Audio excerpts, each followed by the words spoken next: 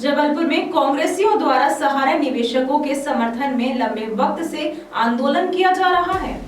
कांग्रेस नेताओं द्वारा एक प्रेस कॉन्फ्रेंस में जानकारी देते हुए बताया गया, जबलपुर में सहारा इंडिया कंपनी ने डेली डिपॉजिट और मंथली डिपॉजिट करने वाली नॉन बैंकिंग कंपनी के रूप में काम करना शुरू किया था। इस दौरान रोज खाने कमाने वाले छोटे मोटे व्यापारियों और बड़े व्यापारियों से डेली डिपॉजिट और मंथली डिपॉजिट के खाते खोले गए थे। घरेलू महिलाओं और उपभोक्ताओं को भी झांसे में लेकर उनके मंथली अकाउंट खोल दिए गए। जबलपुर सहित पूरे देश में अधिक ब्याज देने का झांसा देकर सहारा इंडिया नॉन बैंकिंग कंपनी में करोड़ों रुपए का घोटाला किया था। सहारा इंडिया नॉन बैंकिंग कंपनी ने कम वक्त में ज्यादा ब्याज का लालच देकर लोगों की लाखों रुपए की एफडी करवाई थी।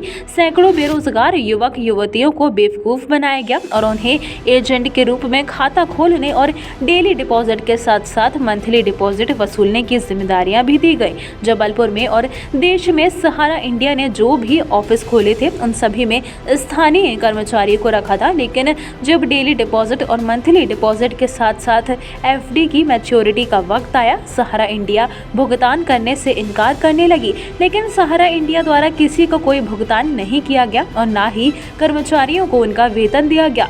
एक पत्रकार वार्ता के दौरान कांग्रेस द्वारा जानकारी दी गई है कि मंगलवार 12 अप्रैल शाम 4 बजे सहारा में लंबित भुगतान के विरोध में सांसद का सर्वदलीय घेराव करने का निर्णय लिया गया है। इंतजाम नहीं हुआ। हमारे पत्रकार बंधु, आपके भी परिवार रिश्तेदार के लोगों के पैसे फंसे हुए हैं। इसी तरीके से पुलिस प्रशासन से बात करो तो वो भी कहते हैं कि हमारे भी लोगों के पैसे फंसे हुए हैं। मिलजुल कर गैर राजनीतिक तरीके से सहारा परिवार के लोग, जो निवेशक अभिकर्ता संघ है, ये लोग इस कार्रवाई को लगातार कर रहे हैं। और कांग्रेस पार्टी, शहर जिला कांग्रेस कमेटी जबलपुर, उनका निरंतर कंधे से कंधा मिलाकर साथ दे रही है। हम इनके साथ इनके पैसे निकलवाने के लिए गांधीवादी तरीके से जो भी आंदोलन ये करना चाहते हैं, हम इनके साथ है, पूरी ताकत से पूरी कांग्रेस पार्टी के साथ। कल ये सांसद जी का घेराव कर रहे हैं, जिसमें कांग्रेस पार्टी पूर्ण समर्थन निवेशक अभिकर्ता संघ को दे रही है। और हम पूरी ताकत से शहर में 3 लाख लोगों के पैसे निकालने के लिए, अभी इसके पहले हम लोगों की यह भी चर्चा हुई कि अगर सांसद जी, कलेक्टर साहब अगर चाहते हैं, जो हम लोग लगातार उनसे संपर्क कर रहे हैं, ये लोग लगातार संपर्क कर रहे हैं कि आप हमारी मदद करें, हम आंदोलन नहीं करना चाहते, लेकिन ये किसी भी तरीके से अपना झुकाव इन 3 लाख लोगों के प्रति नहीं दिखा रहे हैं, जिसके कारण इनको परेशानियां उत्पन्न हो रही हैं। मजबूरीवश ये लोग घेराव और ऐसे कार्यक्रम बना रहे हैं, जिसमें हम लोग पूर्णतः इनको समर्थन दे रहे हैं। कल शाम को 4 बजे जितने भी अभिकर्ता हैं, निवेशक हैं, हजारों की संख्या में कल्चुरी होटल में इकट्ठा होंगे।